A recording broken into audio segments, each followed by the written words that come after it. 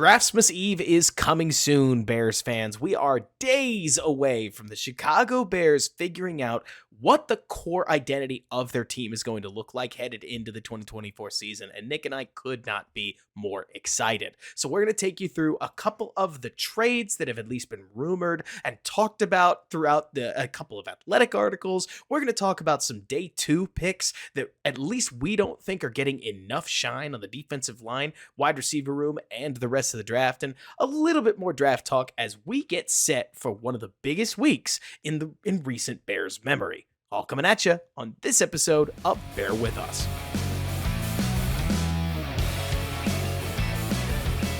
What's going on, everybody, and welcome back to Bear With Us, a Chicago Bears podcast hosted by yours truly, Robert Schmitz, editor-in-chief of the Bears blog, right here alongside my co-host Nick Whalen of Football Guys, bringing you the best Bears podcast that we possibly can, and a live draft stream next week, starting right around, let's say, Nick, 30 minutes before the draft really kicks off. We'll probably start then, run through day one, probably going to run through day two, especially if what Nick and I think is likely to happen does happen. And then at day three, you can catch us on Twitter. So if you like that, tune in. That'll be on YouTube at the Robert Schmitz YouTube channel. And if you are enjoying the show and have been for weeks, do make sure that you like us on YouTube, hit us with a 5-star review on Spotify or iTunes. We're still trying to grow the show, and we would really appreciate every single scrap of engagement you're willing to give us. Know that we read your comments and we love the support. But Nick,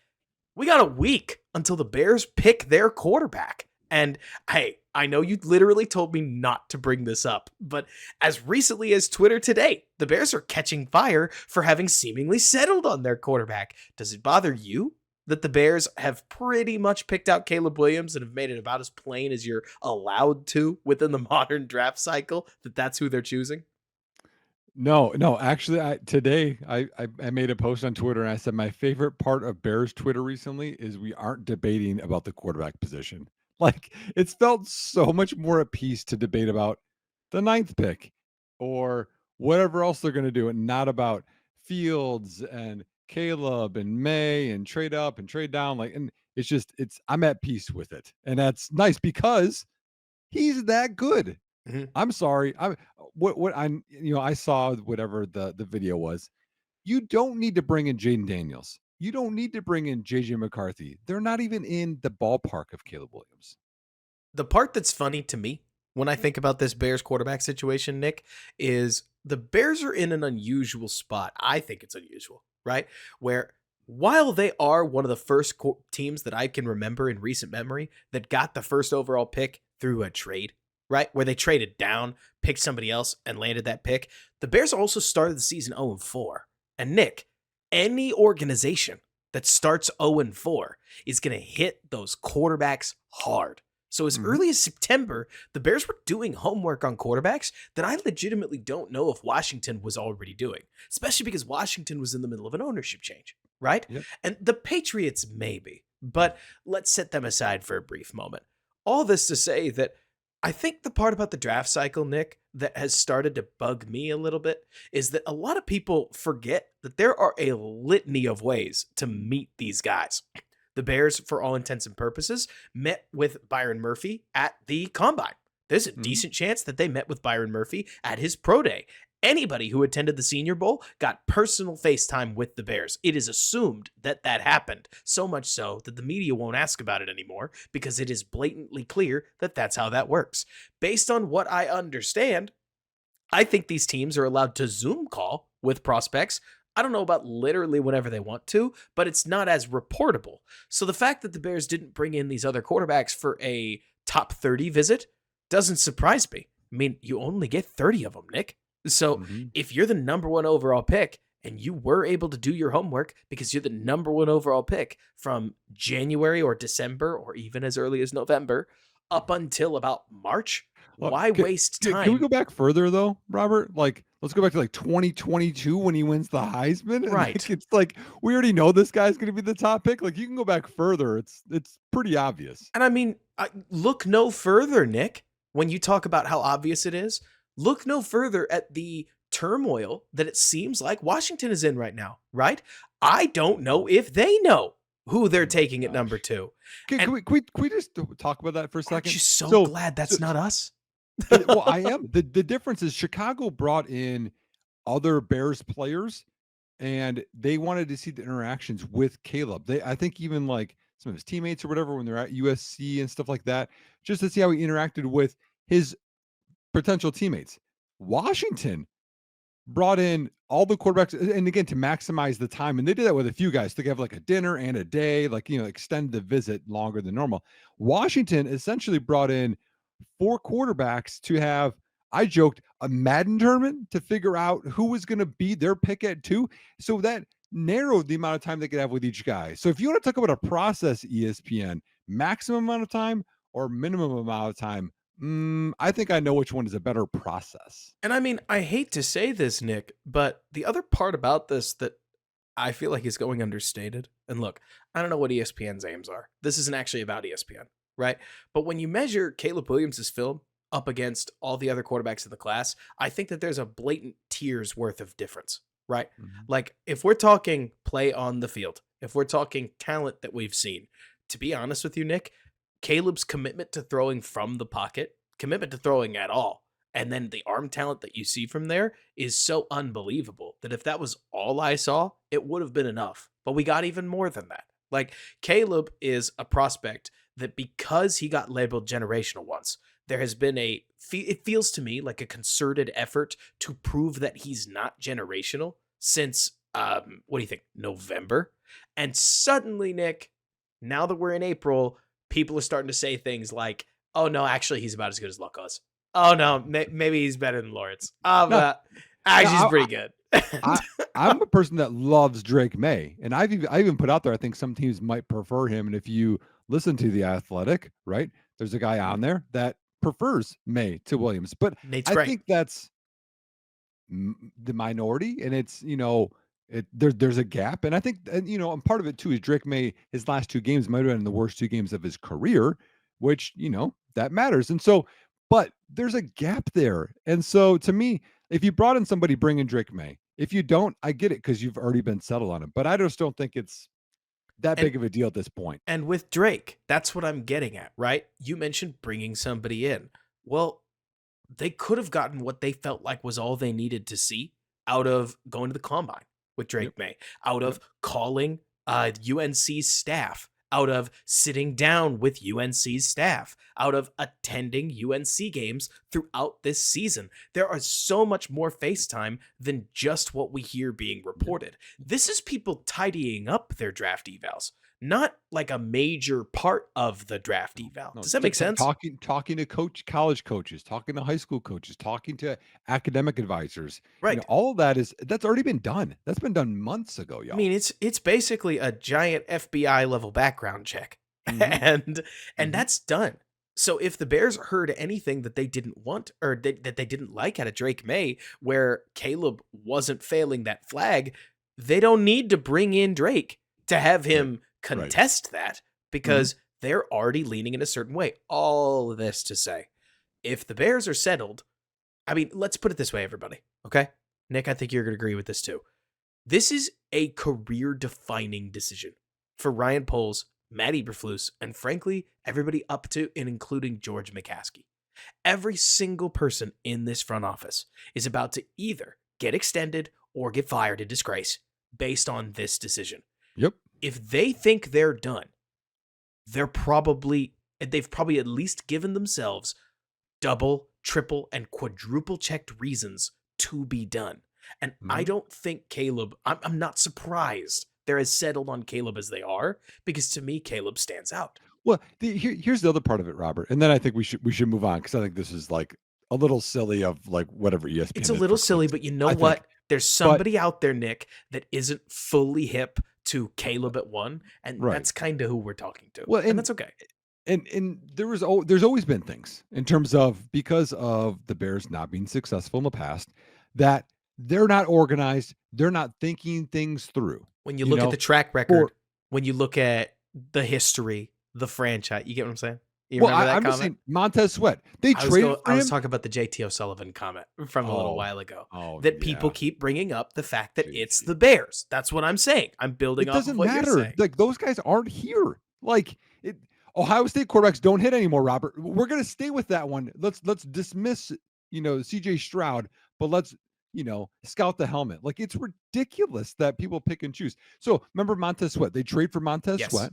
And well, that was stupid. They could have just signed him in free agency. He's gonna leave. They waste the second round pick. Then they get the extension. Like if you don't think Ryan Poles and all these people have Who could they have signed in free agency, by the way?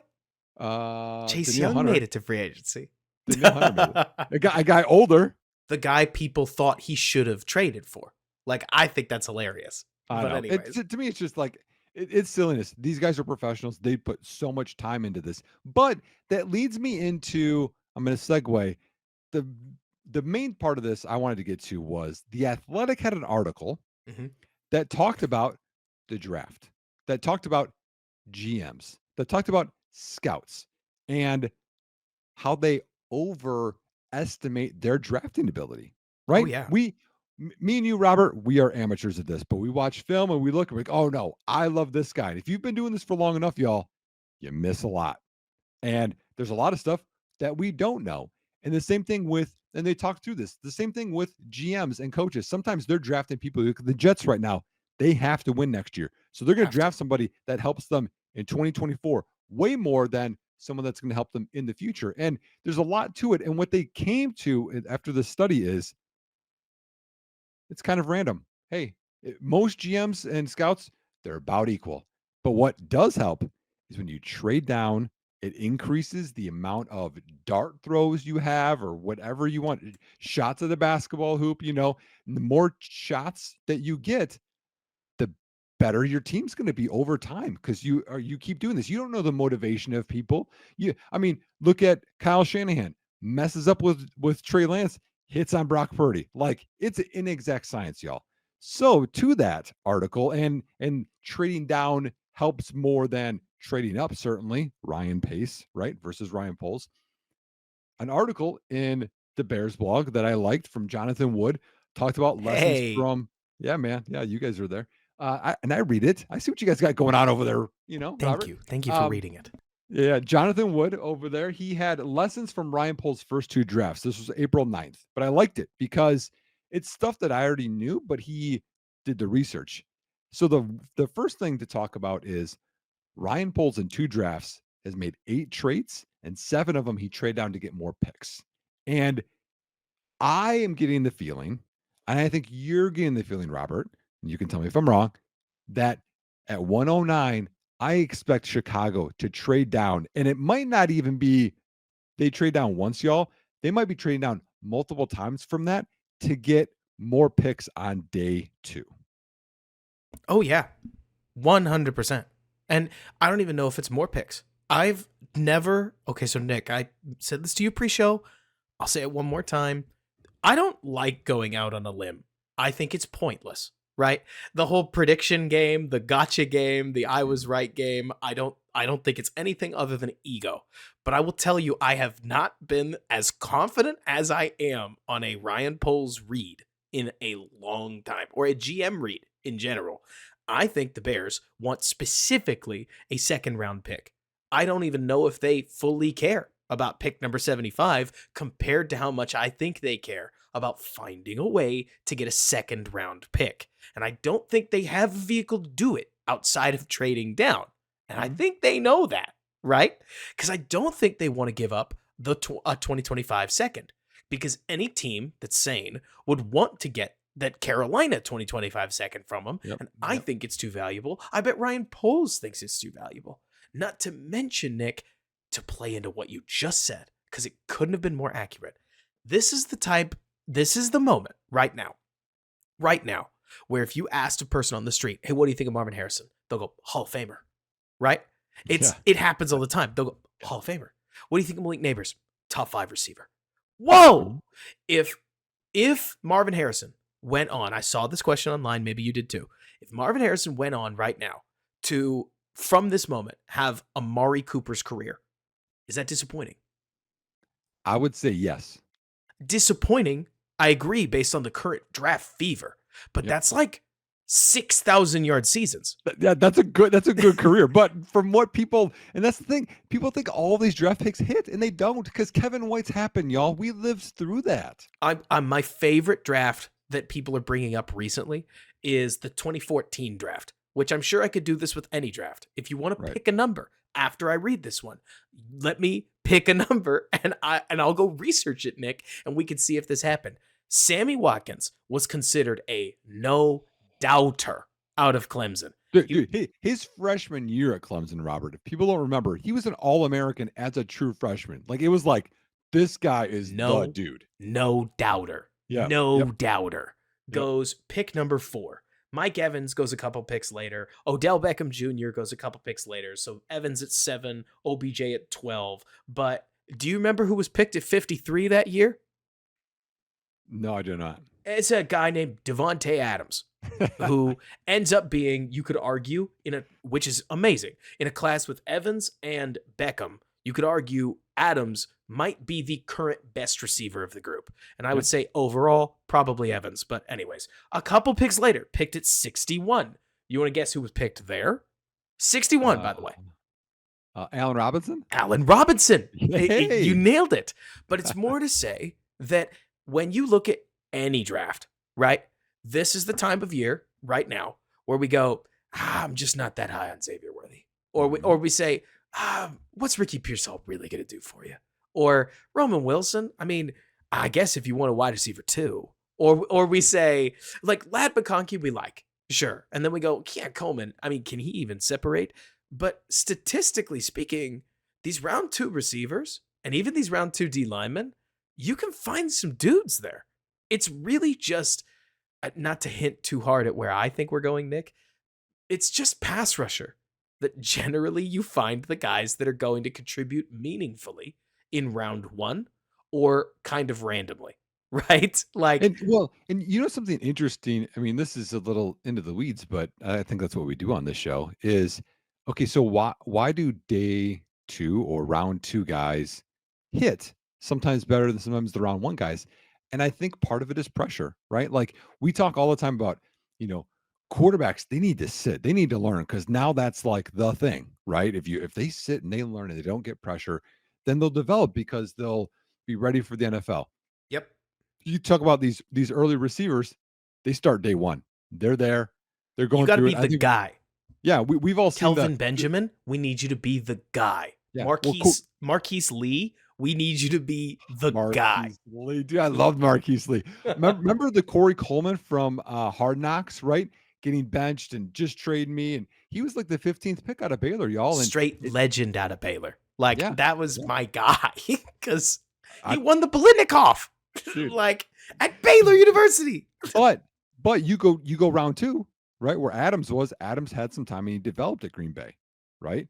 Allen Robinson didn't, but he played right away because they were bad in Jacksonville. But like, maybe they have more time to develop if they're round 2. And looking at the Bears, man, you know, anyone that they pick will have time to develop, and maybe less pressure you bring in. And we can go through some of those guys here in a bit, but it's just an idea of what it is.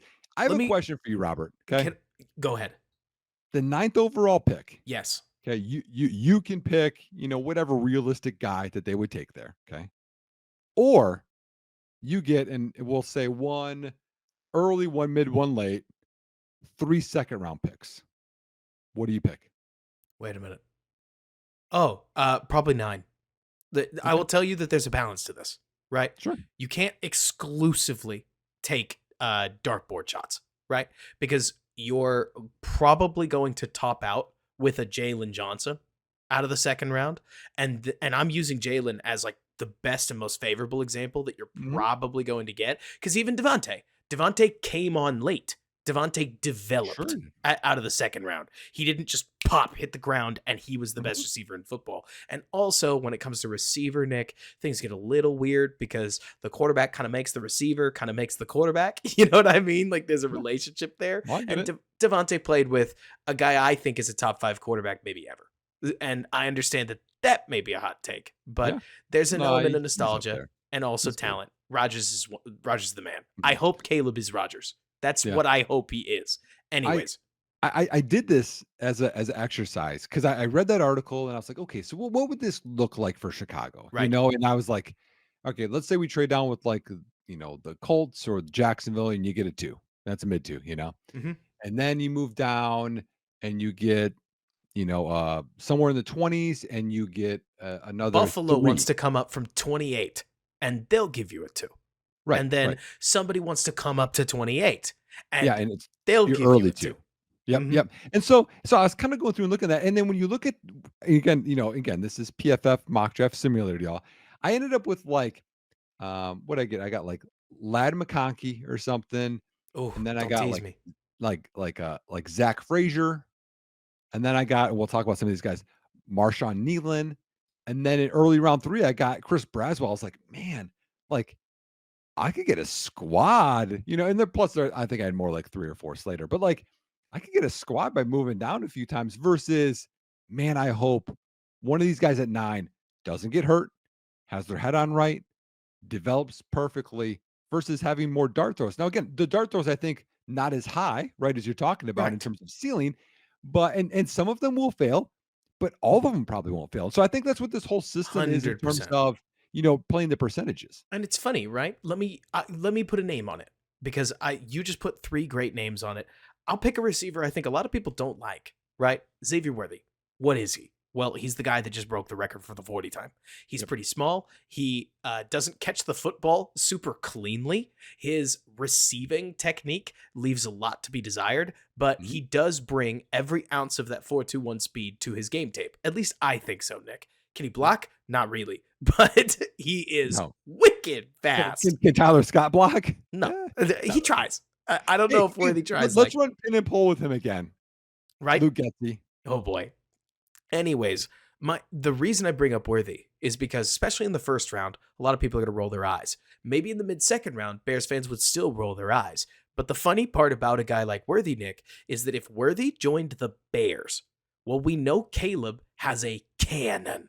Like, what did Patrick Mahomes make his career doing early? It was throwing the ball ridiculously deep Well, to Tyreek Hill, and nobody was even there, but right? again, I'm on an island on this. I don't think Caleb has a cannon, which I put in the Josh Allen tier, y'all. Okay, he has a very good arm. I would not say cannon. I think he can get the ball ridiculous distances downfield, even He though I can. know you want to see it get there faster. Well, Like yeah, I mean, I'm saying that's can Dan Marino, Josh Allen, those guys are cannon. Patrick Mahomes. Like But I think Patrick's he's got a stronger arm. I Justin think he's Herbert, a tier below yeah, probably those guys. Like I'm not right, fighting you on it. I just yeah, think there's an arm threshold that he clears. The point yeah. I'm making here Good, good. He can throw it deep. the Yes. the point that I'm making here is the funny part about a guy like Worthy in this specific case is that Nick, if the trying to think of a team like the Panthers, if the Panthers drafted Worthy, not only is he a poor fit with Bryce Young, but he's going to have to do too much in that offense to justify the selection. If you told me, Nick, that Xavier Worthy caught 9 touchdowns, 7 of which were just bombs. That's it. He ends up with 60 targets on the season. He catches 37 of them for what do you think? 600 yards? Like some insane yards Yeah, per yeah, reception. probably something like that. He could end up carving out a role for himself that makes him a top 6 receiver in the class just because of expectation meets a role that does or that fulfills what you're good at meets you getting better as your career goes, right? Mhm. Like that's what you're getting at, I Well, think. and that too, like, um, a lot of times people like the draft's going to happen. They need players to fit roles, which is what you said, which is different than like, okay, who's going to get the most receptions and be the best in fantasy? That's not what it is because if Worthy's doing what you said, Robert, there's a safety that's got to go with him, and now Keenan Allen and DJ Moore and Cole DJ would be Kmet are such a going to problem eat, if you had somebody eat. drawing the safety Yep. like consistently. Mhm. Now, Espe- especially out of like not to go football geek here, right? But especially if you caught them in single high or man situations oh and boy, you had a corner where you basically run it's like It's like a pick play, not the pick play that you've seen because people run these downfield. Nick, you know what I'm talking about. Like Where a switch release or something? you're running, yeah, exactly, a switch release where I'm Mhm. thinking DJ's running a dig and then Worthy's running a post behind him, right? Oh boy. So Mills esque, Yeah, Mills. Yeah, I love Mills, and man. you could pop Worthy so wide open if the Yeah. safety nails Yep. on DJ. And why wouldn't he? It's 3rd and 8. DJ's the obvious target here. Yep. Except then all of a sudden, Caleb's putting the ball in the end zone and Worthy's walking in, and it looks as easy as it could be. And Mhm. is this, I don't know, we talk sometimes in draft, like because Xavier Worthy only does like 4 things well, that somehow that means he's going to suck in the league. Oh, but Sometimes a guy that my favorite recent story is Trey Palmer, receiver out of Nebraska. Do you know yeah. anything about him, Nick? Yeah, well, he was at LSU. Yeah, before that. Yep. I thought he couldn't beat man coverage, and because he couldn't beat man coverage, that meant he was bad. Like that's what I thought when I Okay. watched him. And the Yeah. Buccaneers just picked him up, and they never needed him to beat man coverage. If they were up against man, they threw to Mike Evans. Yes. or they threw to Chris Godwin. And then Trey Palmer carved out a solid career for himself, eating space in zone and being fast with the ball in his hands. Yep. It is so easy to forget that not every receiver has to be a wide receiver one to live up to their role. And then God forbid they have the work ethic to take a second step after that. They can end up developing like Devontae Adams, like plenty of others. Yeah. It's So such an let me give interesting you conversation. let me give you another example of your worthy. You had used Bryce Young. Yes. I'm going to give you one that I was wrong on, and I think this is important when we think of fits, which is what you're talking about too. Let's look at Detroit, right? Jared Goff, not a very strong arm. Way more on timing, right, and running the offense, and he's like Brock Purdy, doesn't have the big time arm. They drafted the fastest guy in Jamison Williams, right? Who I loved out of Alabama because I saw a route runner on top of the speed. Right. And what have I we seen loved for 2 Gemmo. years? Gemmo was Yeah, awesome. yeah. In 2 years in Detroit, right? I know he had the knee injury, came off of it. He has not lived up to what they needed him to do. He's made a couple of big plays, but Goff doesn't have the arm to take advantage of all of his talents. But Caleb can do that. Right. And Nick, I mean, just to, throw what okay, so I caught a bunch of heat a little while ago, right? For I remember I was sitting at the combine, I was just trying to get better. You know that whole like get 1% better thing? I was Oh literally yeah. like muttering that to Yeah. myself. Atomic Habits. That's a It good book, man. it was 4 p.m., which at the combine you get up at like 5 in the morning. So 4 p.m. is when a whole bunch of people go and they go take a nap, right? And there was nobody in the room where pressers were happening except for Lions people. It was me and a bunch of Lions people, which was its own kind of joke, right? Because I heard Brad Holmes when somebody asked a layup question, because I've heard it before. It was the Kevin White question, right? Hey, given how Jamison Williams has dealt with injury, does it feel at all like you've got 2 first-round picks going into this next year? And Brad said, yeah, we're excited. We're excited. Now, Jameson's got to be accountable to certain things, and he knows that, and we know that. But, we're excited that if he Uh, can like lock in and come along, that we're going to be all right. And I was the only one that picked up on that, and Lions fans hated it because they were like, what are you talking about? Brad Holmes would never say something like that. They talk about accountability all the time. And then we don't see his second step, and we see him get suspended for gambling. And yep. it begs the question, Nick. Look, I'm not trying to speculate on the guy's character. That's not the point, right?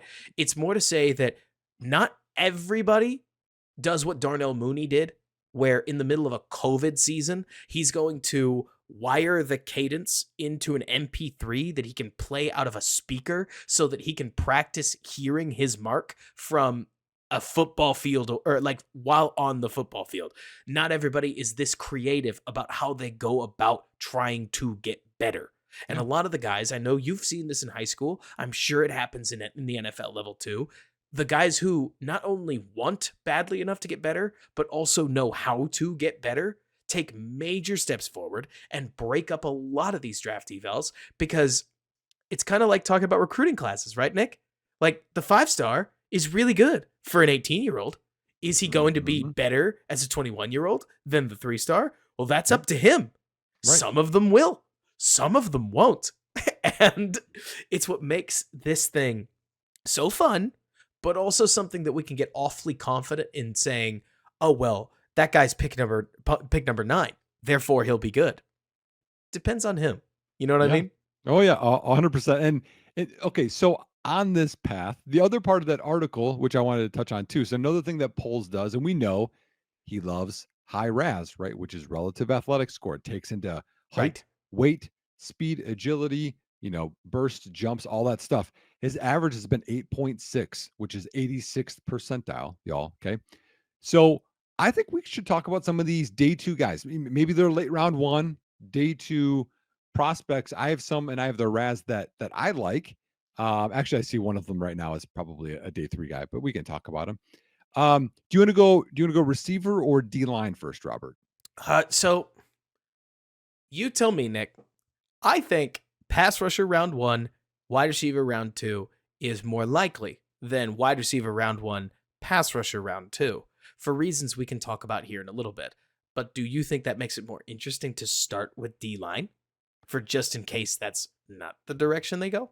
So here's something me and you have been disagreeing on for a while. I think it makes more sense for them to go D end round one or versus D end round two.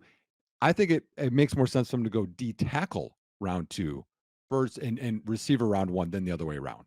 I get that.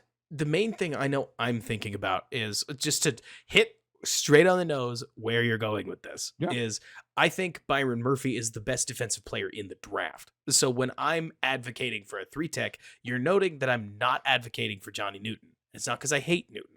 Newton's got a Jones fracture. I've talked to a couple people, namely Mason West, that have reminded me that Jones fractures are not things that entirely go away. Even when you get them surgically repaired, the the fact that a Jones fracture, which is effectively a complicated stress fracture, showed up at all on the foot of a defensive lineman is rarely a great sign. Doesn't Mhm. mean Johnny can't have a great career. It just means that it wouldn't surprise me if there are going to be medical question marks that the Bears will be asking. So then at that point, Nick, I look at, okay, who are these drafted, or like, who are these defenders, right? Dallas Turner, I need to ask you a question, Nick. I need to ask you to straight out. How Sure. is he winning in year one? Um, What tool is he leaning on? I mean, it's athleticism. He's a That's guy a that background. That's not a tool. Like, is it his long arm? Is it his bend? Is it his, like, is it a hand swipe? Is it a rip? I'm not trying to grill you. It's more no, I like, know I get it. To me, I just find his film underwhelming. Like he's inconsistent with what he uses, in my opinion. And he's a guy that, again, we talked about this. Here's one thing that's interesting, y'all, is we think of like, um, Justin Fields was one. It's like, well, he'll continually get better, but development isn't like a consistent thing on a spectrum. It goes up and down. And Turner's younger, and right, Verse is older. Latu is older, so it's like you think they have more chances of getting better, right. but sometimes they won't. So I don't know for sure. I think he's going to lean on long arm because he's got these long arms and his athleticism in year one. But I think he's going to be. It's going to take him a little while. I I think. agree. I think that long arm is probably the answer here. I actually expected a lot more resistance from you, so thank you. Because the main thing I keep seeing with Turner, the more I watch him, is I almost wonder if Turner, in part, is getting propped up because the other two ends here are 23 years old, and Turner's Yes. a much more normal age with a much, much more normal frame. But I still can't help but think that the ceiling people keep talking about with Dallas Turner might be a lie. That's not me trying to hate. It's more like you do have to have a way you win in the league so that you can then develop tools off of that way of winning. With Jared Well, Verse, I know how he's going to win. And I frankly know how he's going to develop, which is to say, there's not a ton of lateral movement that he's going to be able to no. incorporate. He's just too stiff. But Mhm. at least when you plug Verse in, it's boring, Bears fan. I'm aware. But you Mhm. know he's going to win some reps off of Yes. just being stronger than the guy across from him. He's physically dominant in a Mhm. lot of his tape.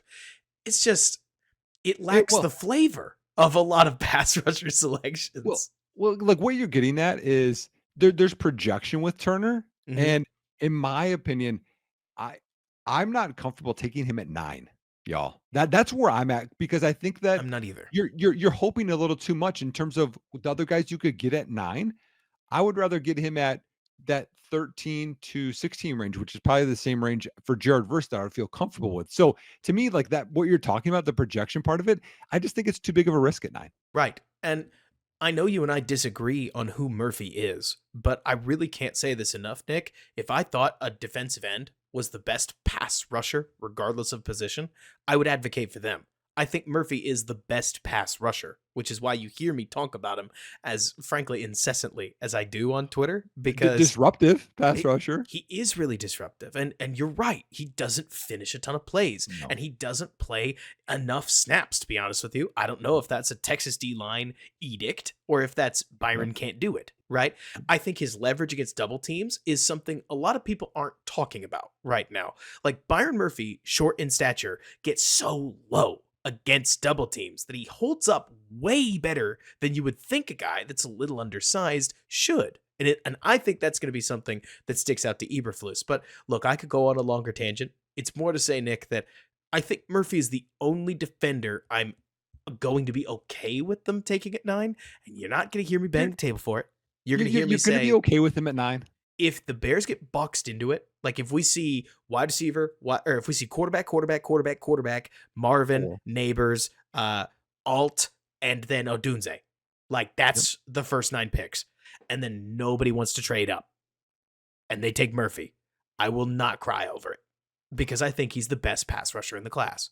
But So why not Brock Bowers? He's a way better prospect than Byron Murphy is. I'm also down for Brock Bowers. This is me being, to be honest with you, Nick, this is me being led by need, probably more than I want to admit. I think Ryan Poles wants to build a completed 1.0 version of the Chicago Bears. And I think without a second legitimate pass rusher, and that's a problem. We look at some of these let's mix in where we're going with this, right? When we look at Michael Hall, I see a player that can be disruptive. I see a player that could be a problem on the defensive line, but I don't see somebody consistent enough to where you and I could call him the second pass rusher, kind of in that Gavon Dexter state, right? Where you say, I would love it if he becomes that guy, but we're not there yet. And to be honest, there's enough inconsistency on his tape where I'm not convinced we'll be there as a rookie. Does that make sense? Well, I get it, but here's my question is, so talking about this dart throw thing, right? How confident are you that Byron Murphy will have a better NFL career than Michael Hall? I will tell you this, and you're going to laugh, so try not to laugh at me, okay? Between Jared Verse, Dallas Turner, Leatu Latu, and the Latu part is a medical problem, and Johnny Newton, I think Byron Murphy is the only one with a chance at being a Hall of Famer. May bite me. But if Murphy hits his legitimate ceiling, if he becomes that guy, dude, that lives in the backfield, and also he finishes, honestly, I don't even know if he has to finish plays. Like if he becomes basically Grady Jarrett, which is what he'd have to do, but he's got a little more juice, that's a really, really, really important player to a defense. Grady Jarrett is not a Hall of Famer, though. I said he has to be basically faster than Grady Jarrett. I mean, yes. Okay, let me tell the negative part so people know where I'm coming from, okay? So Byron is 6'1.5". He's short. He is second percentile in terms of and that's all defensive tackle prospects over, decades. He's 297 and 28th percentile, so he's lighter, right? I know you talked about the leverage within double teams. He can get engulfed within that. His arm length is 32 and 3/8. That's 22nd percentile. And has that mattered? He has 0 career batted passes, 0 career forced fumbles. Those are things that stop downs, that change ball games.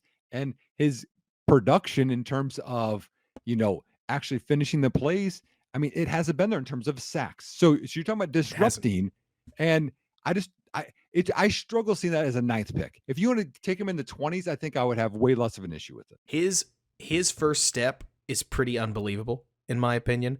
I would even tell you, Nick, I think the fact that he's able to do what he has done at Texas, given how I think far his technique has yet to go, is part of what has me excited. I say to myself, he's young. I'll give you that. He's 21. Yeah, he's got legitimate ways he can get better. Whereas, to use an example, Johnny Newton, which, by the way, I think one thing that gets underspoken about in some of these size conversations, Nick, not that this matters, is so Byron Murphy has 22nd percentile arm length, right? His arms are 32 and 3/8 inches. So are Newton's. Newton's are also 32 and 3/8 inches. Mm-hmm. Newton is also pretty undersized at 17th percentile height, and his wingspan is 6th percentile. Now, wingspan doesn't really matter, but Right. Byron Right. has a wider wingspan than Newton does. Again, Mhm. that doesn't really matter, to be honest Both with you. 21. They almost have the same They're birthday, by the kind way. of the same, except Yeah. for the fact that I think Murphy is more explosive, Newton is more fluid. And I think fluid Right. is better for receiver than it is at D tackle. Right. It's not me hating. It's And there's the foot thing, so I'll give you and there's the that. foot thing. But if they're But both Newton close to the same, finishes more plays. Like Newton is your defensive captain when you watch the tape. I would even tell you, Nick, to be blunt, I think Newton's tape is better. I Yeah. think Murphy looks like he could translate and become something more. So I'm projection. leaning on projection when I Yeah. talk about him. Yeah. But to me, like if they're both that close, give me the guy I can get in late one versus the guy at 9 to 11, 12. And this is where Nick, I remember a guy. Okay, his name's Daniel. Do you know the Twitter handle Cowboy Stats and Graphs? No, You may but not. when you said Daniel, that made me think of the YouTube Damn Daniel, but No. I'm not going to go there. So he's a football analyst that recently hung it up. R.I.P. But I'm kidding. He's fine. But it's more to say that at one point he had a tweet that I'll never forget, Nick, where he said, I'm going to ask you who your favorite prospect is. I'm going to ask you who your second favorite prospect is. And I am going to look you in the eyes as I trade away from the first prospect because your second evaluation is better and more honest. And Yeah. to be fair, I like Murphy. And when you like a prospect, you tend to talk yourself even deeper into him. We all do it. Sure, You know what I'm sure. saying? Where This is the Athletic article, man. You This is thinking the you're going to Athletic evaluate article. better than everybody with Murphy? everybody does it. It's why I'm trying to be honest about it, right? Yeah, Because yeah. I can't come off of this. I'm in too deep. But I can tell you, while I am excited, Nick's probably right that, I mean, hey, Nick, just to throw this back out there, I bet both of us are very, very nails on what we think of Jared Verse right now. Because neither of us are obsessed. We've both got a very clear-minded picture of what he is and what he isn't. And He's kind of a version of Montez Sweat, y'all. think Ryan Kerrigan is a comp I saw that I thought was pretty sweet. He is, Bears fan, not to get you too excited, Jared Verse is just going to beat your you-know-what. Like, that's his plan. He's going to lock you in a bare knuckle brawl, and at like 245 pounds, Nick, he plays like he's 360 pounds. Like, the power that guy outputs is pretty unbelievable. I think he plays 260 to close to 270, but he's thinned down for the combine to be athletic, and he's going to bulk up. I agree with you That'd because be there's no way a 245er is generating that kind of. He's got heavy hands, man. Well, oh my gosh! Okay, can we pivot though? Because we want to go to day two, guys. I've derailed the file. I've derailed it. We're on round one, guy. Okay, so but with this conversation leads me into the first guy I think I wanted to talk about is Marshawn Nealon. Okay, if we stick with D-line, Marshawn Nealon, Western Michigan, reminds me a lot of Jared Verse. He's not super bendy. He's not a ton of pass rush moves. He's a collapse the pocket type of guy that popped off with a high RAS score, 9.54, y'all. And it surprised some people, made him kind of go back to the tape. And honestly, it led to Dane Brugler, I think, having him as a fringe round one guy now, where he wasn't initially. And so now he's on that round one, early round two area. Now, again, what does that mean? That doesn't mean a whole lot because guys can go anywhere. But he's a guy that, to me, I look at that. And then you look at arm length, right? This is the thing that they care about. We look at some of the stuff, 34.5-inch arm length. And I'm like, that just sounds like a bear to me. Like, because he's not going to be, because we saw the pass rushers, they cut him in camp. They didn't even keep him around. The guys that were just pure pass rushers. And I'm like, this guy feels like if they trade down, they get an early 2, mid 2, and they already have a receiver. I think this could be your D end. It wouldn't surprise me. The one part about this Flus arm length conversation, Nick, that I don't know if we have an answer to is whether Flus has a preference with his strong side versus his weak side defensive end. Because especially when you look back at guys like Danico Autry and a couple others that were in Indianapolis, there was one that was really, really big and long and one that wasn't always. right? Mhm. He'd love length if you can find it, but that's why Dallas Turner has been at least part of the conversation Yeah. because Dallas has the length, but not the weight. And so you're looking for one guy that, look, Bears fan, the best way that we can put this is that the Bears are lining up their formation where you've got one guy that they intend for you to run at. That's the guy who's usually going to play near the three tech, if I'm thinking this out correctly, right, Nick? Mhm. And Mhm. that guy is going to support the three technique because the three technique's a little less or a little more undersized, and then the one technique is on the other side of the formation, and then you've got this other guy that's probably going to chase the play. So you want Yeah. him to be a little faster because Mhm. he's probably going to chase the play. Yeah. Now, it's really popular in the NFL to run the weak side, and everybody knows it, which is where, if they do go, like you're saying, Nick, in the more Jared Versey route or more like Marshawn Nealand, then they're planning to try to basically have two strong defensive ends. Mhm. And it'll be really interesting to see, honestly, what Matt Eberflus is telling us Well, with this that selection. if you're right and they want a more athletic guy, the weird top 30 visit for me was they brought in Chop Robinson, who's Yeah, undersized, that guy. super athletic, but just loses his balance and footing a lot. He has 32.5-inch arms, y'all, and that is tied for the shortest among the top No kidding. 11 of Dane Brugler's top DNs. I don't think he fits. Do you think he fits? I don't think so. Not to mention, Okay. Chop is an unbelievable athlete and a pretty mediocre football player. And everybody can see that Yep. that's a project, Nick, I'm actually willing to undertake, like Robert, the evaluator, where I look at a Dallas Turner and I say, I have to take him top 16, though. And Yeah. he's a project. Whereas with Chop, you could develop him into one of the best speed rushers in football because the athleticism is there. And you look at Penn State, I'm just saying, Nick, Kalen King, Chop Robinson, these guys aren't alone in being really athletic, but Mhm. somehow don't know seem to know how to play football. It's not me No. trying to hate. It's No. maybe there's a pattern. And so No. the I can fix him part of your brain kicks in and you say, he's got bend. Yeah. He's one of the only guys that does, but he's not a bear. Not Yeah. even No. kind of. No, I'm with you. So more day two guys. So you talked about Michael Hall a little bit, Ohio State. I think he's kind of another guy that could be the three tech if that's what you want to Unbelievably mix in. energetic, like Mhm. a Mhm. fun player to watch, Yep. especially if you put together a highlight reel. You'd say, this guy's going to get drafted in the second round. Mhm. It's the low lights that'll get you. Yeah, yeah, yeah. Not 9.55 RAS, so it's up there. One guy I'd like to get your opinion on that I think is kind of polarizing is Brandon Dorless from Oregon. So 8.56 RAS.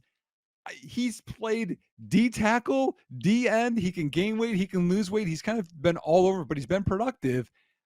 He could play both. He kind of reminds me of, is he like that DeMarcus Walker type of guy? I have a horrible thing to admit to you, Nick, and it's that Yeah. I didn't make it to Doorless or a Ah, couple of the other guys on this list. sure. Like Braswell, I have a take on, but I really so first of all, being a father means that sometimes you don't have as much time to scout as you Yeah. expect to.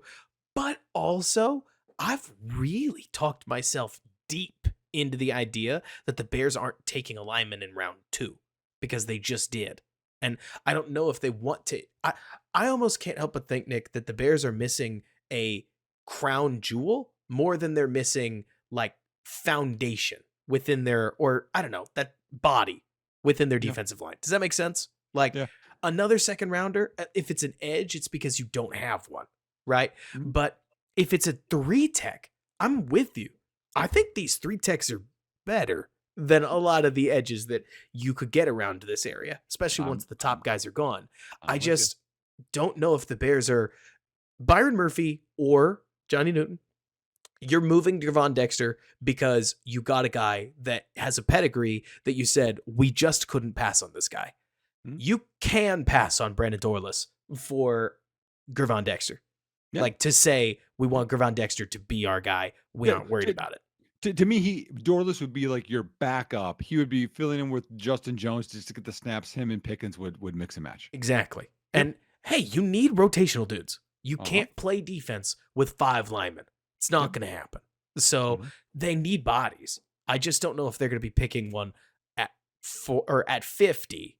But who knows? I mean, hey, it's as if when you talk to Bears people like you and me, Nick, we never bring up the idea that the Bears could trade back and take Brian Thomas Jr. The Bears may think AD Mitchell is that guy. And so they may trade back to 15, 17 and take Mhm, one of those two. And mhm. that would lead you right here, wouldn't it? Like Yeah, that yeah, these are the next guys if yeah. you're doing that. I don't know. So so a couple other guys. This is a guy I have not scouted, but Miles Cole was pretty fun, and I brought him up in our thread for a couple of things that we've talked about already. His arm length, again, Dane Brugler. If people don't know, Dane Brugler writes at the Athletic, Uh-huh. has the Beast, which Holy is smokes, he is athletic. amazing. This guy, Miles Cole, y'all, has 36 and 7/8 inch arms. Like He plays at three 278. Yeah, Wow. 278. Yeah, and 4.67 he runs. He's like, I don't know, a dinosaur out there running around. I don't like something crazy, long arms, athletic, but he's still trying to figure out football. Is from what I've thought. He's like lost, like, where's the ball, play action. So he would be like a guy on day 3 that would be kind of fun, you know? Um Jalix Hunt from Houston Christian is getting a lot of steam. I've not watched him, but I've heard he's rising up charts. Small school, 9.73 RAS. He's got long arms, 34 and 3/8, 4.64 40, 6'3" and change, 252. Like he fits a lot of stuff you want, and he's got some solid pass rushing skills. So those are some later guys, but you had touched on Chris Braswell, and I'm really curious your thoughts on him. I think he's good. I think he is a jack of all trades, and I am curious as to how he's going to win at the next level. At least that's how I felt. What did you think? I think he's a guy that has a high floor, low ceiling. I Hmm. think he's a guy that solid against the run, trying to figure out a little bit more against the pass. He's got some effort in there, which you like, Which you like? but I just I don't see greatness there. So to me, like he's a guy you bring in. He's helps out if you don't get one around one. He could be eventually your third D end as a rotation down the line. I'm going to hit you with Nick. I don't even think this is a hot take. I think this is more just like a philosophical idea about where football is right now that I think Mhm. you'll be interested in, right?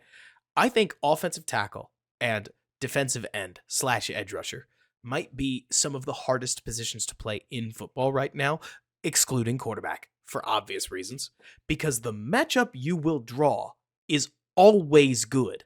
Almost 100%, not literally 100% of the time, but the guys that, I mean, we saw this in Cleveland last year, right? The moment you are down to your fourth offensive tackle, you're a word we can't say on this podcast. That's what people are Mhm. going to say in football locker rooms, right? Yep. Because the funny part about Chris Braswell is when I look at Braswell, I'm not concerned about him being a good pass rusher. I'm very concerned about him beating Tristan Wirfs. I'm very concerned about him Yeah. getting around Christian Darrisaw. I'm Mhm. very concerned about whether he is ever going to beat Taylor Decker, right? Mhm. Like, it's not that Braswell isn't a good player. It's that the standard in the NFL to do anything, to penetrate at all, is really, really, really high. It's Mhm. why Braxton being serviceable is as impressive as it is. It's Yeah. why, frankly, you get most of these offensive tackles like going in the first round. That's where most of the good offensive tackles tend to come from. It's one of the rare positions, tackle in this case, but you could also argue defensive end, that actually, yeah, taking them in the early rounds is statistically borne out as worth doing compared to some of these other skill players in the later rounds. Because Nick, you're just there's not a lot of ways to beat I don't know, pick a guy, Paris Johnson, outside of being really good. Yeah. And Well, you so just you have to have the athleticism, you have to have the bend, you have to have the size. Mhm. It's tough to find DNs and where you were talking about the hit rate, there's not a ton of busts that are DNs either. No, They're either going to be solid or they're going to be great when you get them early. Verse is probably going to be an unspectacular player, but it's a lot harder to find a 9 sack guy that's unspectacular than meets the eye. And when you do, there's usually a story. The story I'd tell, for instance, is Daniil Hunter. Daniil Hunter came in raw, really didn't know football all that well, and basically downloaded everything that Everson Griffith was willing to teach him. And Yep. then it still took Nick, what, 3 to 4 years for him to really mature into the pass rushing threat that we see him as today. Yep. Not totally dissimilar from Devontae Adams. Or you get a one trick pony like Yannick Ngakwe. And as you can tell, that has its own problems because he can't find a place to stick. Yeah, what but also undersized, which doesn't help him, right? And as age has happened, probably some athleticism has been lost, and it didn't really work for him. So that's D end and D line. Receiver, which is I think is where me and you are very aligned. I really think they're going to go receiver round 2 or round 3, Mhm. and there's a bunch of guys that I like. Do you want to start with any of them? And that's the other thing. Like, I want to build on this, right? Yeah, Round 2 receivers have a great hit rate. Like, if yeah. you wanted to go analytics here, and I hope, Bears fan, if you're willing to put up with me, I hope you're willing to put up with analytics. Round 2 receivers have almost, I think, one of the best hit rates in round 2, besides maybe offensive line. Offensive linemen, especially interior guys, are pretty money in the second round from everything I've ever read. And then defensive linemen, you can find solid ones, especially if you're looking at one techs and some three techs, but the superstar pass rushing three tech, man, you kind of got to find him in the first round too. I'm getting away from myself. The point is, George Pickens was a second rounder not long ago. And then was Michael Pittman a second rounder? You're going to Michael remember. I'm Pittman not. was, you want me to go through? I got a list up here if you Oh, want. you've got a list of second round receivers? Well, I just have a list of like the top receivers, and I'll go through the ones that are not first. I mean, Tyreek was 5th, Amon-Ra was 4th, Puka was 5th, Fifth. AJ Brown was 2, Mm-hmm. Keenan Allen was 3, Diggs was 5, Adams was 2, Nico Collins was 3rd, Pittman was 2, Debo was 2 or 3, I can't remember offhand. Thielen obviously was a UFA. Let's see who else we got here. DK Metcalf, round 2. Um, Lockett was a Jaden, 7, but that doesn't really help our argument here. Jaden Reed, y'all, in division 2. 2. Christian Watson 2. Rasheed Rice 2. Chris Godwin, I think, was a 2. George Pickens, you said, was a 2. Terry McLaurin 3. Tyler Lockett 3. Like, what are we doing here? Like, there's a ton of talent in round 2, round 3. It feels like the NFL's been getting way better at drafting receivers in round 1 because it used to be that drafting a receiver in round 1 was a kiss of death. You know what I mean? Like, you remember Laquan Treadwell? You remember John Ross? You remember Darius Hayward Bay? Like, it used to be that drafting a receiver in round 1 was like pretty dangerous. It's gotten less so. But do you want more? Yes. Cortland Sutton round 2. Tank Dell last year round 3. Cooper Kupp round 3. Gabriel Davis, if you guys like him, round 4. Curtis Samuel was round 3. Deontay Johnson. Did you say Gabe Davis was round 4? I think round 4. See, that's a really good player for round 4. Yeah. We hate Gabe Davis now because he's a $14 million player. This is kind of the arc I'm expecting for Braxton Jones, by the way. Not to get too ahead of it, Nick. Yeah. Braxton's awesome until the moment he's paid $15 million a year. And then a lot of people not value. Yeah. Deontay Johnson was round 3. Christian Kirk, I think, was 2 or 3. Tyler Boyd was 3. T. Higgins round 2. Like, y'all, like tons of talent to be had. So of these round 2, round 3 guys, who do you like? I really like, for different reasons, I like Lad McConkey. I think that's obvious. If there's one of these guys on this list, if there's one guy on this list that I think might not be in round 2 at all, it's probably him, right? Yeah. I like Keon Coleman for different reasons, but as a friend of mine will say, he kind of doesn't run routes so much as he just goes out there and plays ball, which in his case means both basketball and football. I think he has the feet to learn a slightly better route running, if not outright better route running, but his physicality really pops to me.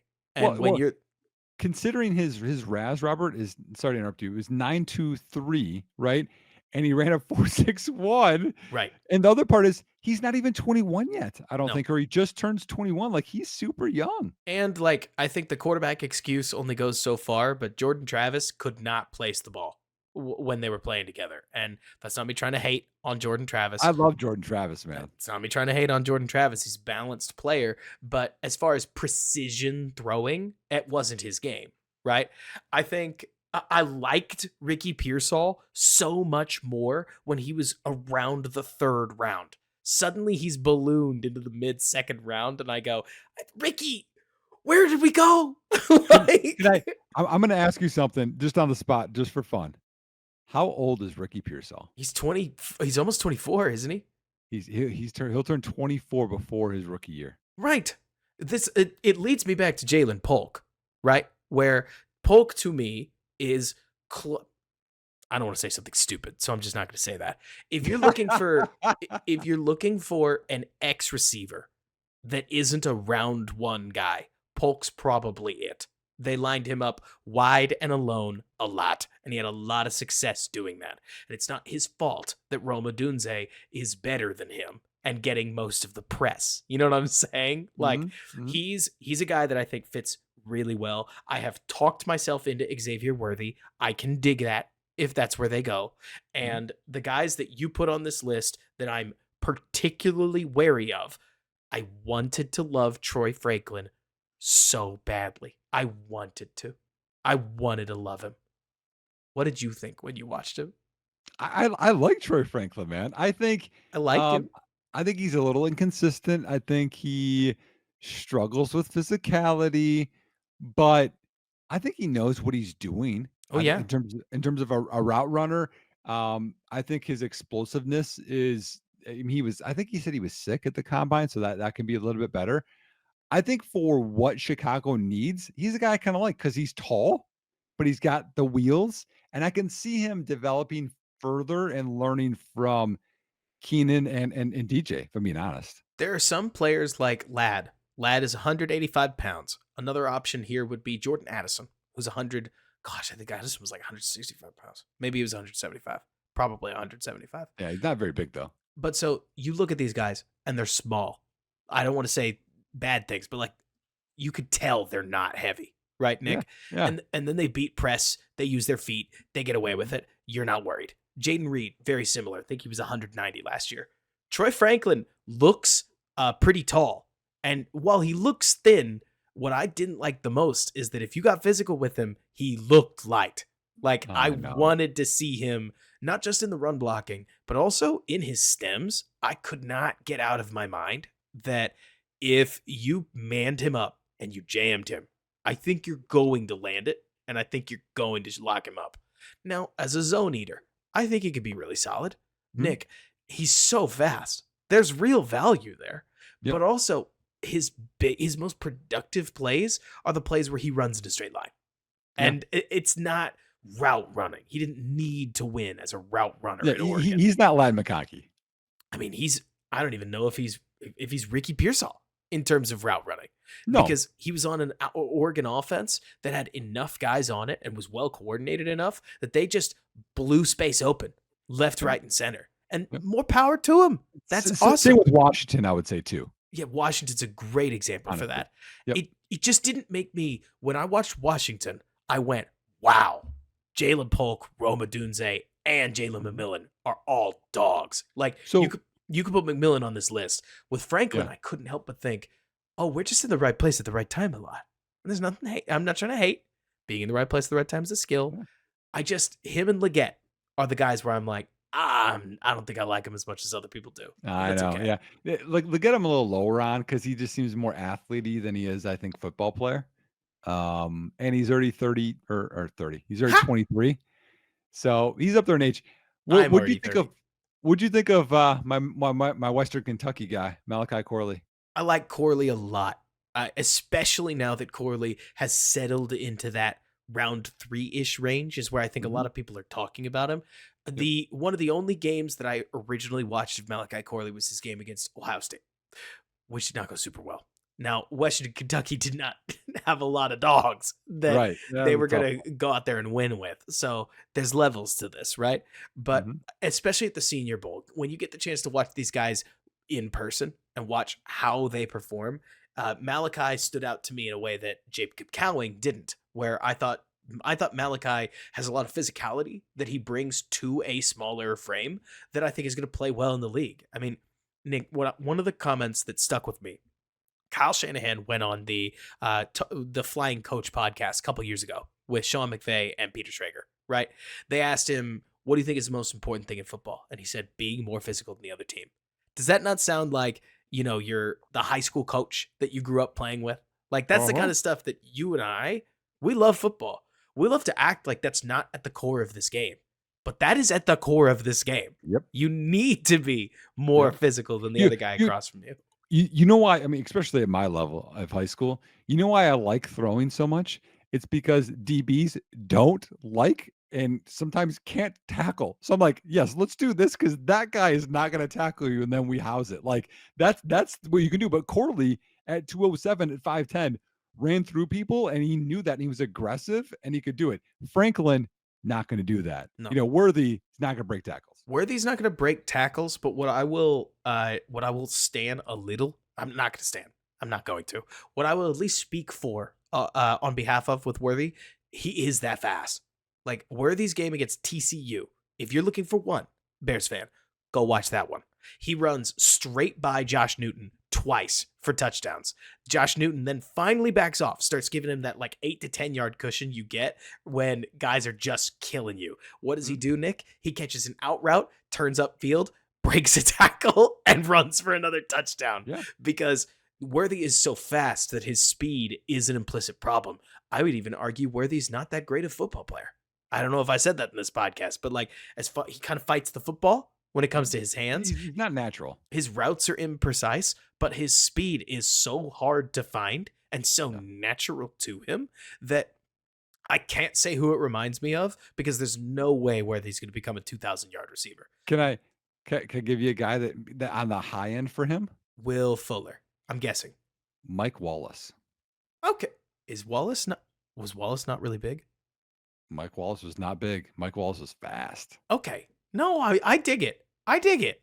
Because that's the thing. Worthy might be a gadget guy that ends up becoming a gadget guy, but a little better than just a gadget.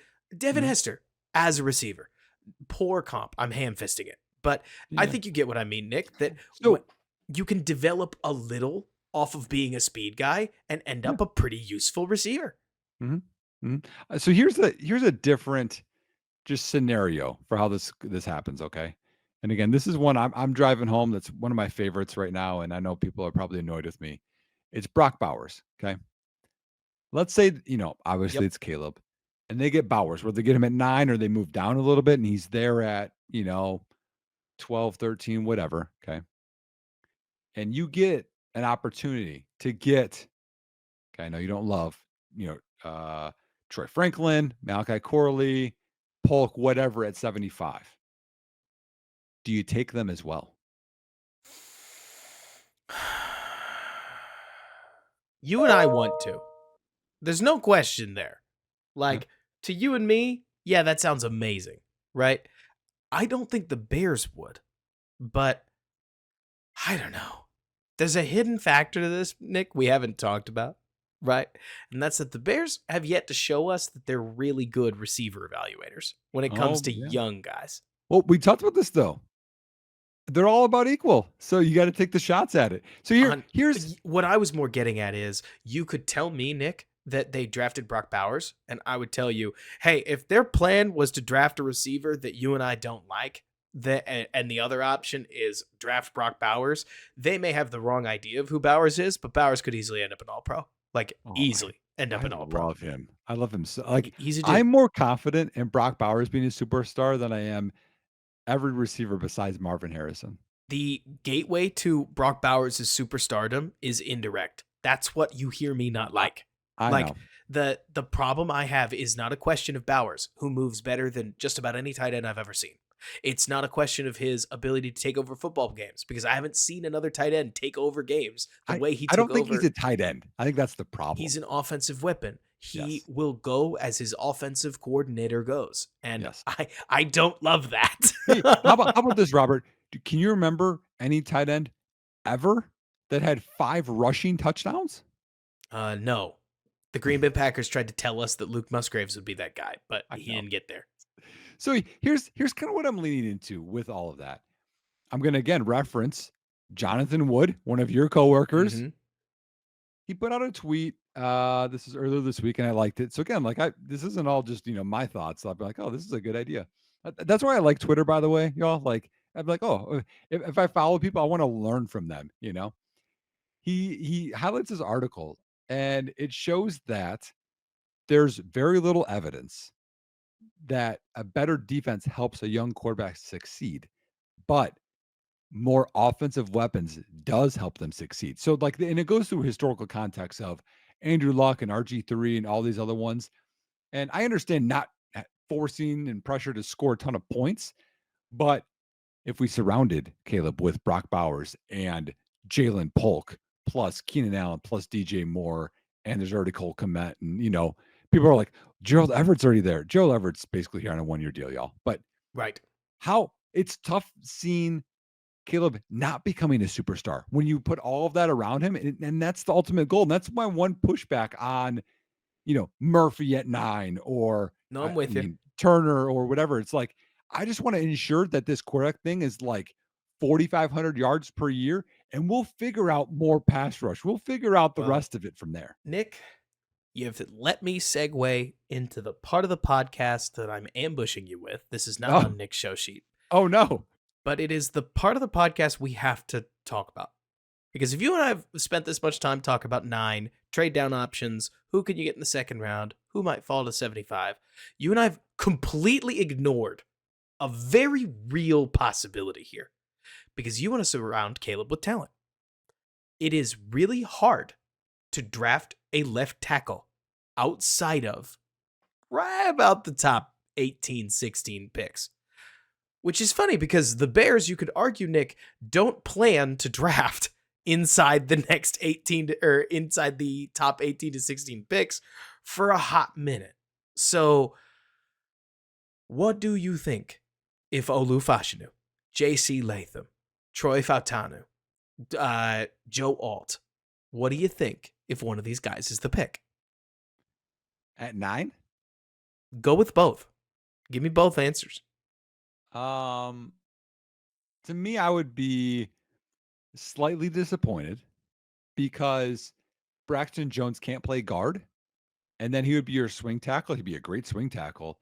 And they've already invested in some tackles, I think, with some experience that it makes me how about this? It makes me feel like the plan last year for running back. Remember, it was okay, you had Khalil Herbert, you signed Deontay Foreman, and then you drafted Roshan. It's like, you feel like you wasted a guy in here. That's what it would kind of feel like to me. Not that I don't think those are great talents. I just think that we could do it in a different way to help Caleb more than the left tackle. Where I am struggling with left tackle, because I agree with you, is I have not seen the NFL ever do this successfully. Not have two good tackles. That has happened. Normally that happens because a 6th rounder becomes amazing or something like that. Like Yeah. normally, Nick, you end up with David Bakhtiari locks down the left side of the Packers offensive line. And he was picked not in the 1st round, not in the 2nd round, not in the 3rd round.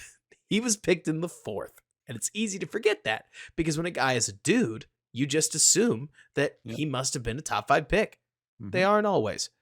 So what's the value in two good tackles when your line isn't as good as them? Is it the right time to have a rookie left tackle when you have a rookie quarterback? Doesn't that Right. kind of feel Yeah. like Well, his high adding school risk? teammate too.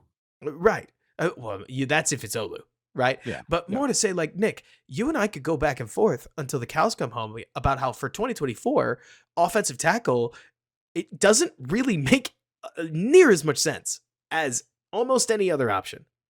But I gotta hand it to Ryan Poles, okay? If they take a left tackle, he will actually be doing what he said he was, which is surrounding Caleb with talent, literally, in this case in the offensive line, and thinking beyond just next season. Because Yeah. eventually at this point, Nick, if Braxton Jones has a pretty good season, you don't have a good way to replace him. You don't Mhm. have a good way to get better. Yep. You are caught chipping the left side of your offensive line pretty much forever. And Yeah. you know, and I know, that the value of having 2 sweet offensive tackles is that you can run 5 threats on your offense whenever you want to. Yeah, that's You true. you can basically add an extra receiving threat to wherever you want it to be. Maybe that's out of an empty formation, maybe that's out of standard 11 personnel. You could do it whatever you want to do it. But you and I are hesitant because tackles take development and usually they're not very good as rookies. Mhm.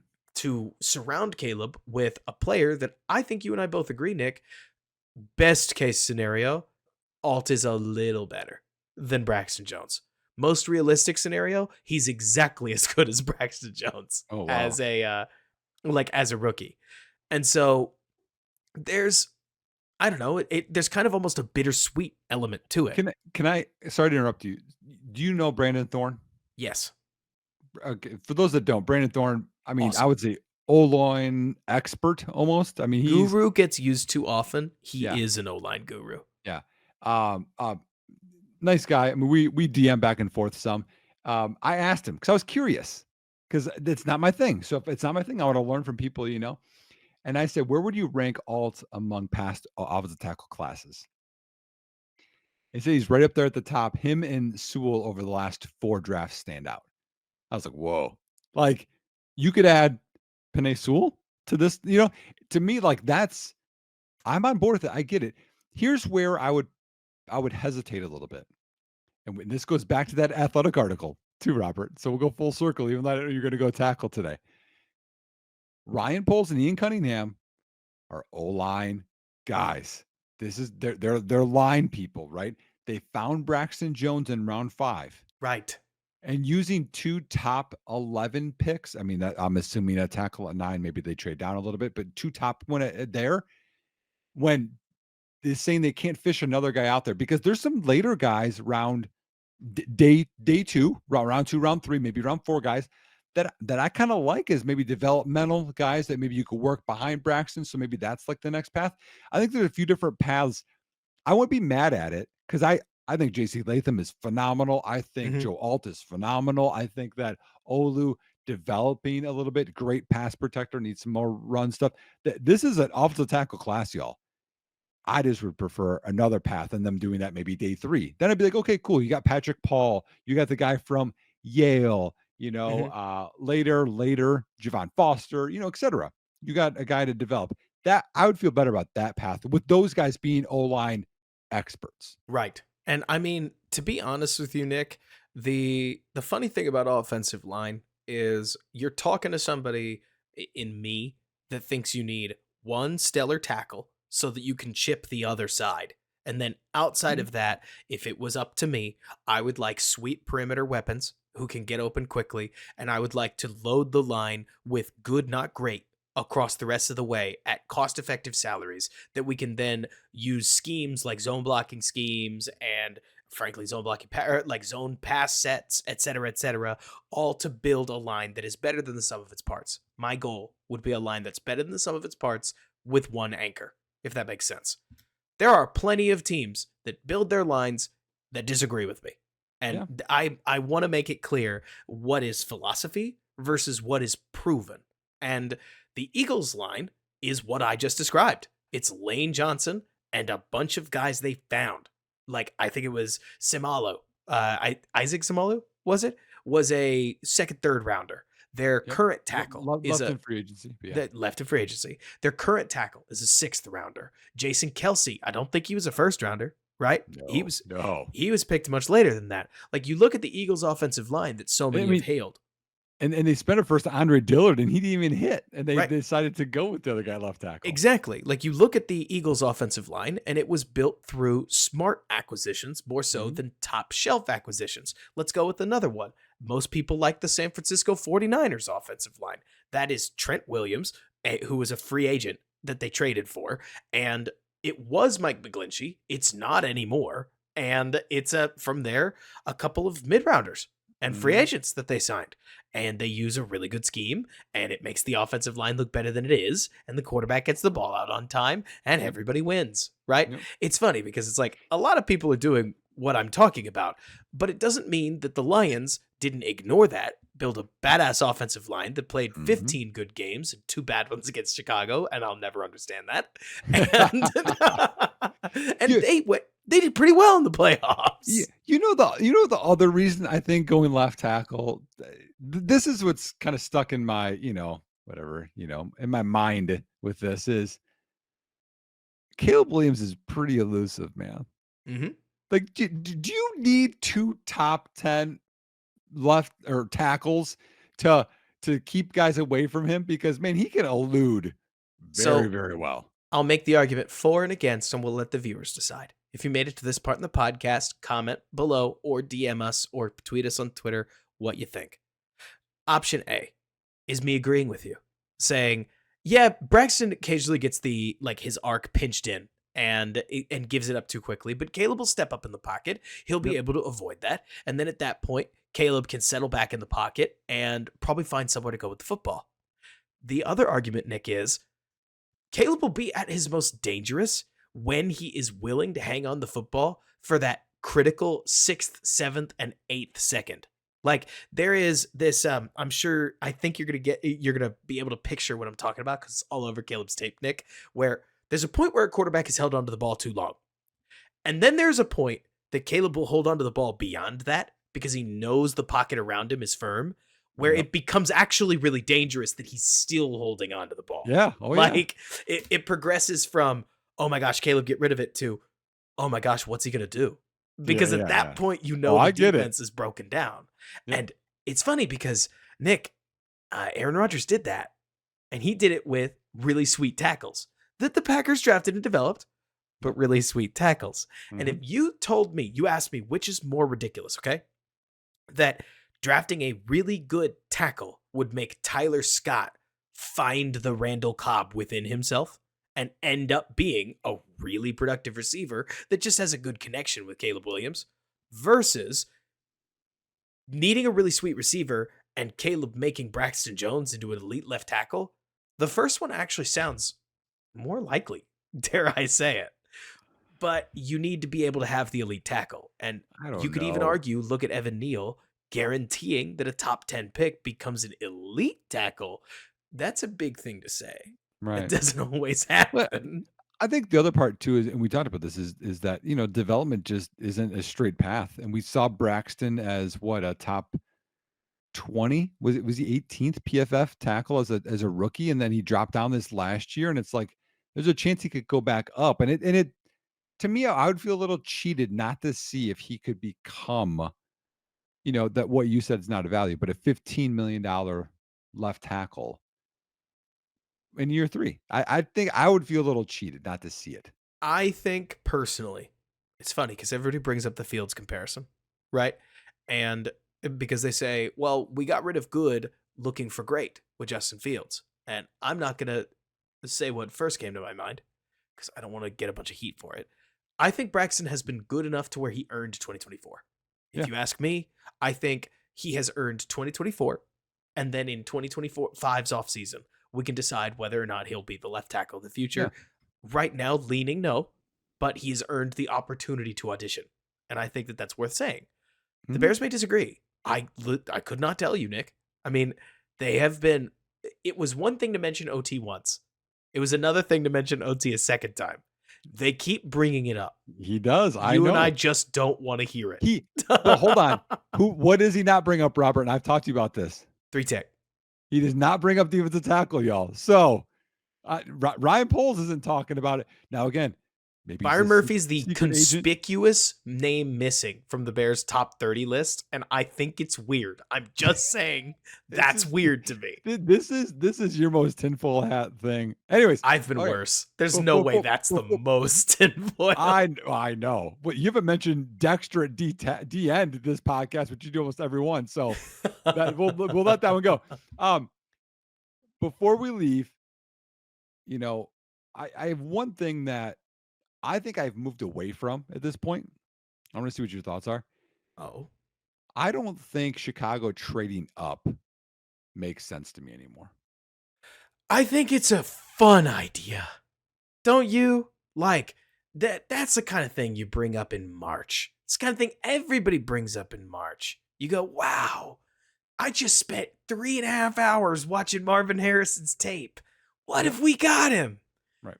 And then you get to late April and you try your best. This is what I'm going to tell anybody who wants to trade up. Try your best to envision the future version of yourself getting that excited about a similar prospect in 2025. Won't you be thankful that the Bears still have the picks? Yep. Because trading up is ultimately, Nick, to speak on something, let's go full circle.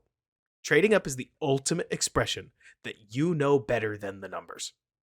This guy is different. This guy isn't just the number 6 overall pick. Yep. He's more than that because I'm going to spend more to make sure I get him.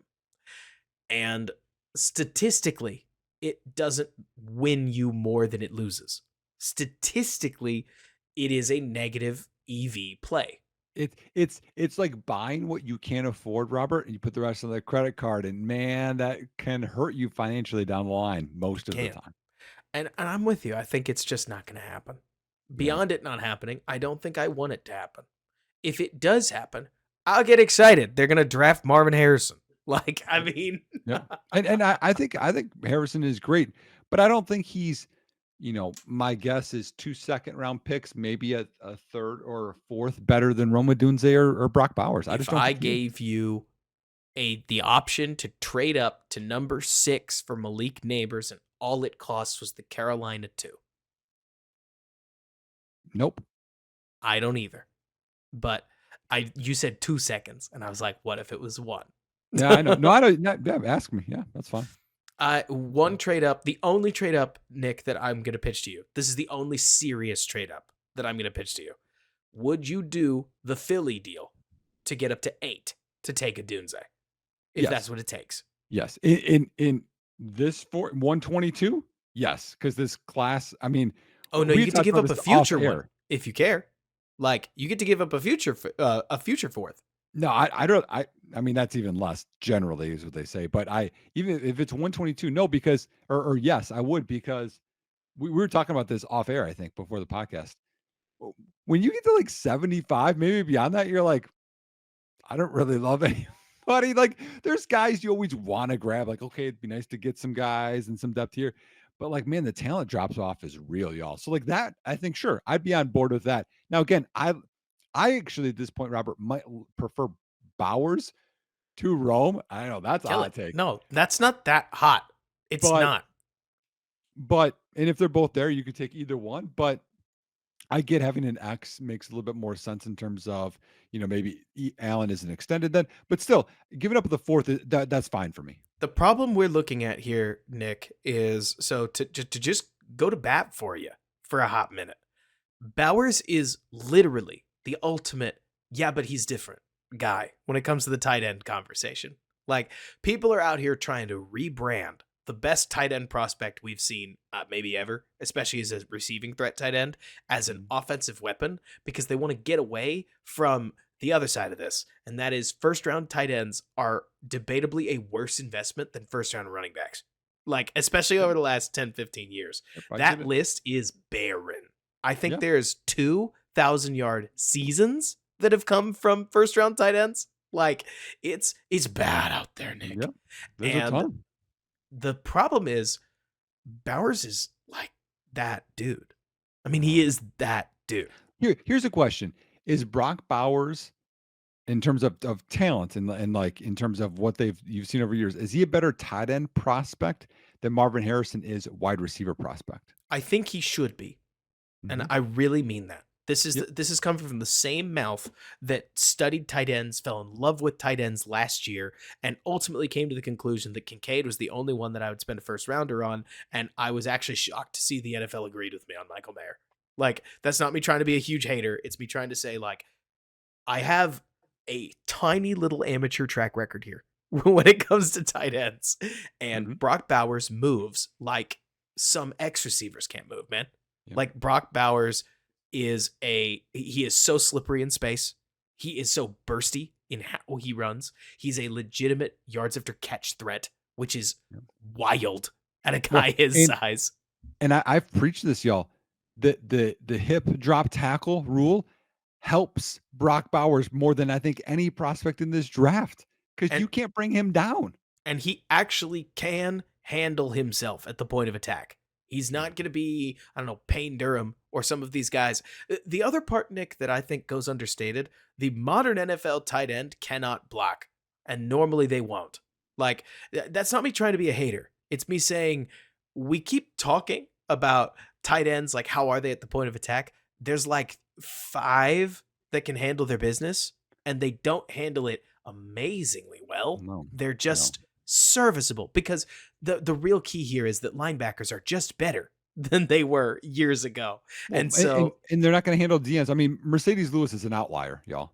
and he came from 20 years ago when things were a little different. Literally 20 years ago.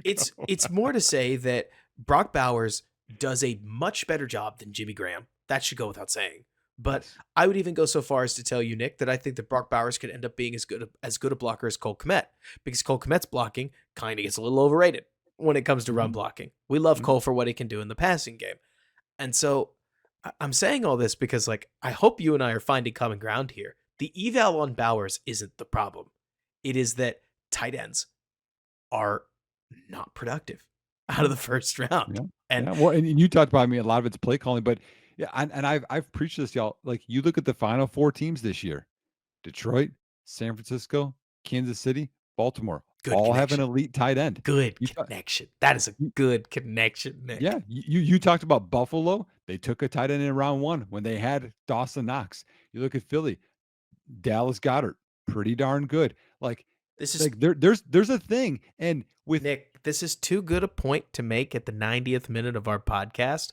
But do you wonder if the popularization of Shanahan outside zone and wide zone has basically gotten defenses to stretch so far out wide that really good tight ends are becoming the vehicle to taking over the middle of the field? Oh, I mean, well, on top of that, I agree with you. On top of that, it's because everyone's too high safety, right? To take away the big play. So then you have all this room underneath that the tight end isn't getting guarded by a safety. It's a linebacker, and they've all this space. I mean, look at Kelsey. Y'all, Kelsey's probably the best tight end ever. He's not as athletic as he used to be, not even close. Bowers is leaps and bounds. You're gonna give him more space underneath and time to mismatches. Like, it's not even fair. Sam Laporta, y'all, very, very good tight end slash elite tight end. Bowers is head and shoulders better than he is. Laporta looked fun. Laporta looked speedy. Laporta did not look near as fluid as Bowers looks. Mhm. Bowers is dancing on linebackers with like stutter step moves and like foot slide maneuvers that you're seeing out of guys like Jaden Reed. Like footwork specialists, Lad McConkey. Mhm. It is ridiculous. Some of He the things Bowers will do.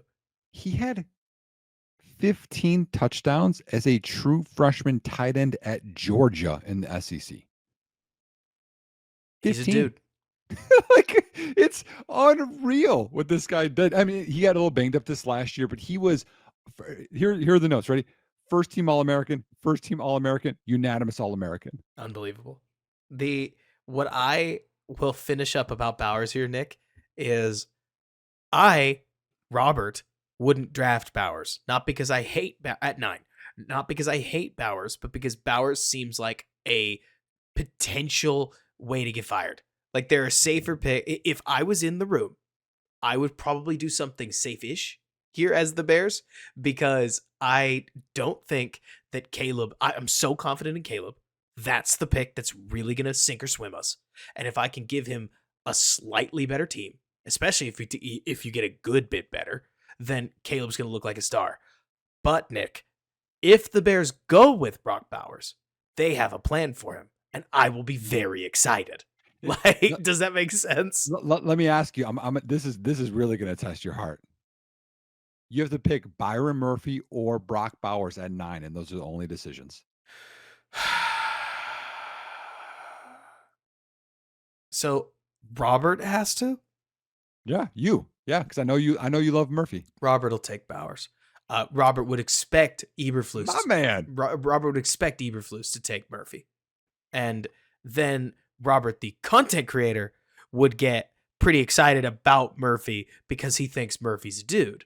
But if they actually took Bowers at 9 because they were out of receiving options and they said, "Nah, we're getting Caleb a receiving option. We're frankly excited that Bowers got to us," then I'm going to eat up all of the offseason social media reels because like this guy is the only question I'd really have for Bowers is that Bowers, Allen, and DJ kind of all work in the same areas when they're attacking the middle of the field. Sure. And Yep. so, hey, too many mouths to feed is fine. We're Yep. okay with this. That's where Troy Franklin comes in round 3. Oh, man. Now you've just. They need one more pass rusher. I think they know it. I'm Hey, going to be I shocked if they don't act like it. th- publicly, okay? Because this is a podcast, right? And streaming. I'm proud of you for that decision. You went with Bowers over Murphy. I'm proud of you, man. He's the better player. Oh, Like in the not even world of close. BPA, I'm sorry, not even close, man. well, yeah. The problem is that he has to break the trend, and that is a scary thing. I mean, Mhm. it's the same reason that AD Mitchell makes me much more nervous than somebody like Keon Coleman. I need Keon to break the trend, but I have the film to prove that I think he will, and I get him a round later, right? Yep. With Yep. AD Mitchell, I need him to be my wide receiver one, and also he has to break all of this yards per route run stuff that every time a fantasy person posts it, they're like, hey, these people are all bad. Why are these names there? And Yep. it's Yep. Yep. Well, you get that with Worthy too. They're like, hey, look at all these guys that are fast and they didn't pan out in the NFL. but So at least his yards per route run is like okay, right? yeah. It made me not. Quinn Ewers had a tough one last year. But Uh, anyways, Nick, we have hit a natural end for this podcast yeah. because we can't go longer than an hour and 35. So we got to close it up. What Yep. you got working on before the draft? Uh, I, honestly, I'll let this out. There's some coaching stuff that Woo! I'm seeing at some interviews. We'll see if some things happen. If they do, I'll let you guys know. So if you guys get this and I haven't heard back yet, you want to send up some prayers. I got some dreams. I'm hoping I'll hit on here. I So hope so, man. You I deserve it. also, man, I want to take just a quick second. So this is super personal, but if you guys are here, I think you guys are fans of whatever.